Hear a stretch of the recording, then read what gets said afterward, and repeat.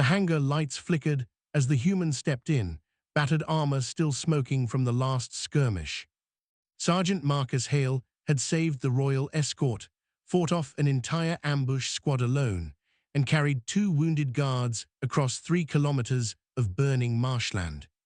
He was exhausted, bruised, but alive, a victory for the Allied coalition. But the Queen did not see victory. Queen Serath of the Valorians stood at the center of the chamber, her shimmering feathers trembling with rage. Her voice, normally diplomatic and measured, sliced through the air like a blade. "You reckless primitive," she hissed, "do you humans understand nothing of discipline, nothing of strategy, nothing of worth?" The guards went silent. Marcus froze, helmet in hand. She took a step forward, eyes burning with accusation. "You disobeyed my tactical order," she spat. "Your kind acts on impulse, on emotion, on naive heroism. You are a liability, and you have shamed this court." Those words landed harder than any plasma blast Marcus had taken. The guards avoided his eyes, but their feathers bristled with agreement. Humans were new to the Galactic Coalition, and this mission had been their chance to prove themselves trusted allies. Marcus swallowed, jaw tightening. "I saved your guards," he said quietly, though not defensively, simply factually. But facts did not matter in that moment. Serath lifted her chin with cool disdain. "Your presence is no longer required, human," she said in a chilling tone. "Leave your armor, leave your post, leave my sight." Something inside Marcus dimmed, a light, a loyalty, a pride. Without a word, he reached for the clasps of his armor. Metal hit the floor piece by piece, echoing through the chamber like distant thunder. The guards exchanged uneasy glances. Some looked guilty, others relieved. As Marcus set down the last plate, the chest piece bearing the emblem of their joint alliance, he straightened, standing tall in his undersuit. He didn't shout, didn't argue, didn't defend himself. He simply looked at her, not with anger, but with a quiet sorrow that made her feathers shift uncertainly. Then he turned, boots tapping softly against the polished floor, and walked away. Every step felt heavier than the armor he had removed. Every breath felt like betrayal. And when the hangar doors closed behind him, Queen Serath felt something like a tremor ripple across the room. For the first time that day, she wondered if she had made a terrible mistake. The palace halls felt strangely empty after Marcus left. For all their advanced culture, the Valorians were not accustomed to silence. Their feathers rustled, their steps hummed softly on crystal floors, their communication was melodic and constant. But now something lingering hung in the air, a hollow space shaped like a human who no longer walked its corridors. Word spread quickly among the palace staff and guard units. Some whispered relief. After all, humans were unpredictable, dangerous, and unnervingly brave. Others whispered regret, for Marcus had saved many lives during the campaign, and his quiet loyalty had earned him private respect. But no one dared speak too loudly, for the Queen's temper had been volcanic lately. Queen Serath herself paced her private chambers, unable to settle. Her attendants pretended not to notice her agitation, but her feathers kept flaring with restless tension. She replayed the argument again and again. The sight of Marcus dropping his armor haunted her more than any battlefield memory. She had meant to reprimand him, not break something inside him. But her words had been cruel, even she could admit that now. Across the palace, Captain Rydick, commander of the Royal Guard, held a private meeting with his unit. He tapped a clawed finger against the table, frowning. "We owe that human our lives," he said bluntly, and we allowed him to be dismissed like a criminal. Some guards shifted uneasily. "It was the Queen's order," one murmured. Rydick's feathers flattened in irritation. "And since when does loyalty mean blind obedience?" Meanwhile, Marcus packed his minimal belongings in a small outpost quarters on the outskirts of the palace. Humans did not require luxury, a bunk, a locker, a window to alien stars was enough. He placed the folded coalition patch at the top of his bag, hesitated, then closed the zipper. He felt tired in a way no battle had ever made him feel. When night fell, the Valorian city glowed with 1,000 bioluminescent spires, but Marcus felt none of its beauty. He sat at the edge of the landing platform, legs dangling over the drop, watching transport ships drift like sparks through the air. He muttered to himself, not angrily but with a dull ache. "I thought we were partners." He wasn't sure if he meant humans and Valorians or himself and Serath, whose trust he had spent months slowly earning. Back in the palace, the Queen finally admitted aloud what she had been avoiding. "I was wrong," she whispered to her empty chamber. The echo of her words felt heavier than any crown she wore. 3 days passed, and the absence of the human became impossible to ignore. Not just personally, but strategically, militarily, politically. Marcus had been more than a soldier. He had been a stabilizing presence during a time of rising tension with the Vaughn Dominion. And now, precisely when he was gone, trouble arrived. The first signs were subtle, intercepted messages, scrambled transmissions, border patrol anomalies. But then the alarms blared through the palace. A fleet had entered the system. Unknown signatures, but hostile information. Captain Rydek's command room erupted in frantic motion, feathers puffing with urgency. "Defensive positions," he ordered. "Get the Queen to the inner bunker." Serath remained composed on the surface, but a tremor of fear rippled through her feathers. The reports were grim. "It's the Vaughn," an aide whispered. "They have broken the treaty." Serath clenched her jaw. Of all times, of all moments, the Dominion had chosen the one when their strongest warrior was gone. The first strike shook the outer shields, sending a tremor through the entire capital. Explosions bloomed like dying suns across the upper atmosphere. Civilians fled underground, guards scrambled to defensive posts, and the palace vibrated with distant shockwaves. In his outpost, Marcus woke to the thunder of bombardment. Dust fell from the ceiling, and the window flashed with plasma fire. He didn't need a briefing to know what was happening. He grabbed his pack and ran outside, only to find a squad of Valorian guards waiting.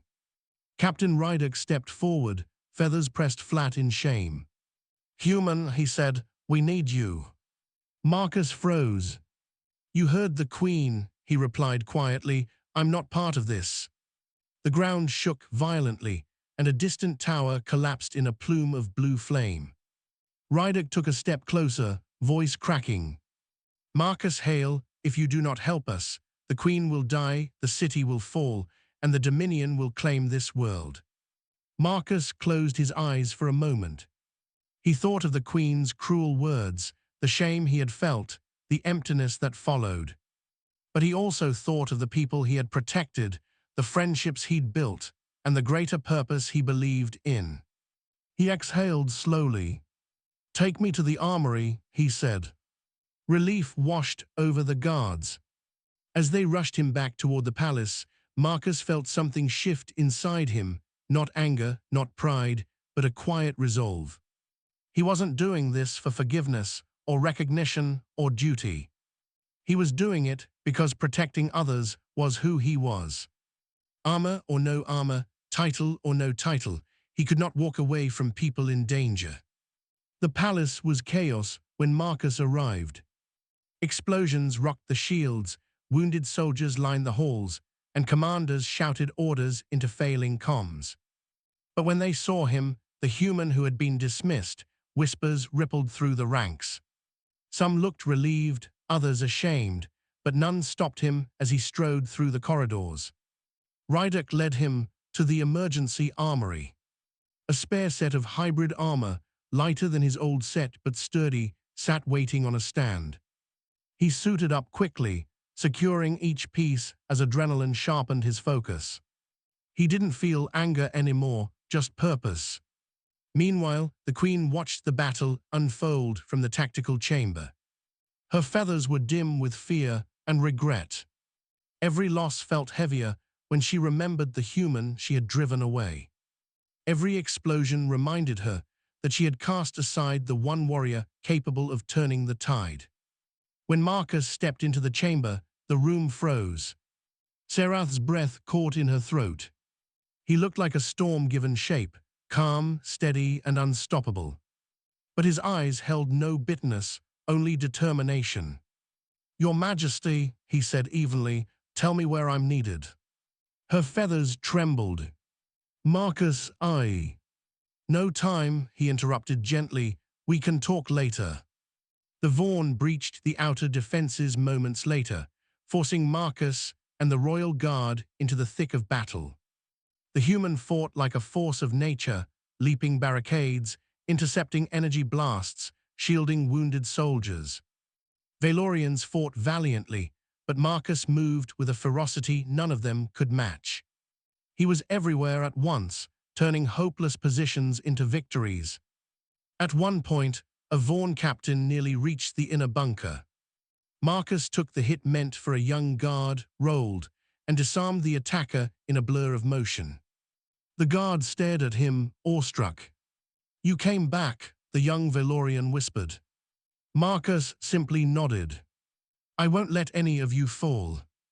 Hours passed until the Dominion finally retreated. The skis cleared, fires dimmed, and medics rushed in to tend the wounded. Cheers erupted across the palace, not just for victory, but for the human who had saved them.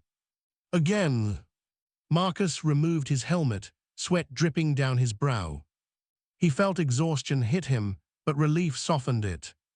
Then the queen approached him, moving slowly, reverently.